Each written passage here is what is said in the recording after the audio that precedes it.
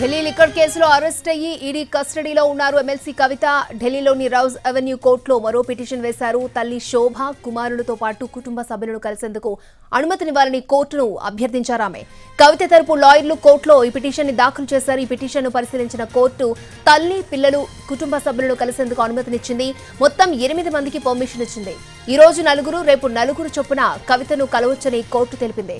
తల్లి శోభ ఇవాళే కవితను కలిసే అవకాశం ఉంది.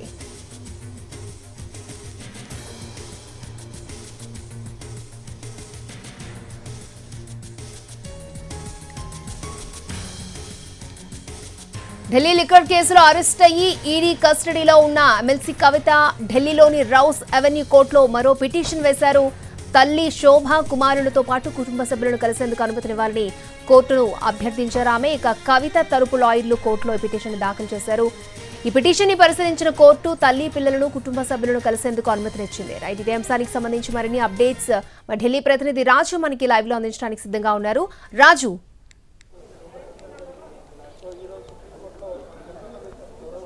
అక్షయ లిక్కర్ కేసులో కవితను అరెస్ట్ చేసినటువంటి ఈడీ ఆ తర్వాత కోర్టులో కస్టడీ పిటిషన్ వేసింది. దాంతో ఈ నెల 23వ తేదీ వరకు ఈడీ కస్టడీకి కోర్టు అనుమతిచ్చింది. సో ప్రస్తుతం ఈడీ కేంద్ర కార్యాలయంలో కవిత ఉన్నారు. అయితే ఆ కవితను కలిసేందుకు ఇప్పటి వరకు 3 మాత్రమే అనుమతి ఉంది. ఏదైతే భర్త అనిల్, హరీష్ రావు, కేటీఆర్లు, దాంతోపాటు అడ్వకేట్ కూడా మోహిత్ రావు కలుస్తూనే ఉన్నారు. అయితే తను మహిళగా తనకున్నటువంటి ఆత్మీయ బంధువులు ఎవరైతే ఉన్నారో వాళ్ళను కలిసేందుకు అనుమతి ఇవ్వాలి, ఖచ్చితంగా కొంత ఆందోళనగా ఉందనే విషయాన్ని కోర్టు దృష్టికి కవిత తరపు న్యాయవాదులు తీసుకెళ్లారు. దాంతో కోర్టు ఈ విషయాన్ని పరిశీలించి అనుమతించింది కూడా. తన కుమారులైనటువంటి ఆదిత్య, ఆర్య, దాంతోపాటు కేటీఆర్ కుమార్తె, మరోవైపు తన తల్లి శోభ, ఇంకా ఆత్మీయ బంధువులైనటువంటి మరో 4. సో వీళ్ళందరికీ కూడా తనకు కలిసేందుకు అవకాశం ఇవ్వాలి, విజిటింగ్ అవర్స్ ఏవైతే ఉన్నాయో అందులో వాళ్ళకి ఛాన్స్ ఇవ్వాలని చెప్పి కవిత కోరడం జరిగింది. సో ప్రస్తుతం అయితే కవిత తను ఈడీ కార్యాలయంలో ఉన్నారు. ఈడీ కార్యాలయంలో కస్టడీ ఉంది.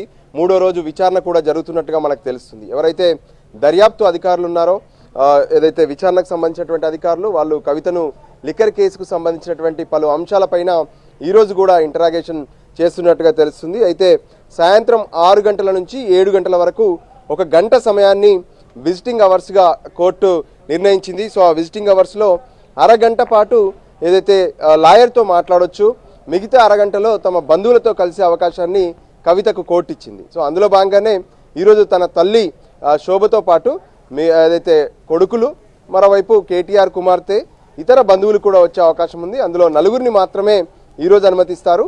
మిగతా 4 రేపు కవితను కలిసేందుకు ఛాన్స్ ఇస్తారు. సో మొత్తానికి లిక్కర్ కేసు సంబంధించినటువంటి విచారణను ఈడీ అధికారులు కొనసాగిస్తూనే ఒక లిమిట్స్ అయితే పెట్టారు. అంటే ఏదైతే ఉదయం అంటే 10 గంటల నుంచి సాయంత్రం 6 గంటల వరకు మాత్రమే ఏదైతే విచారణ ఉంటుంది.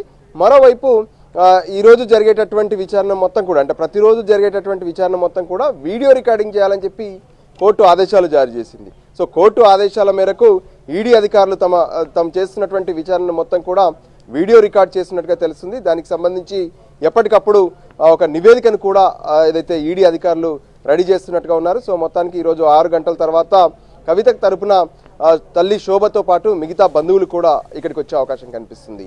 అక్షయ. ఓకే రాజు.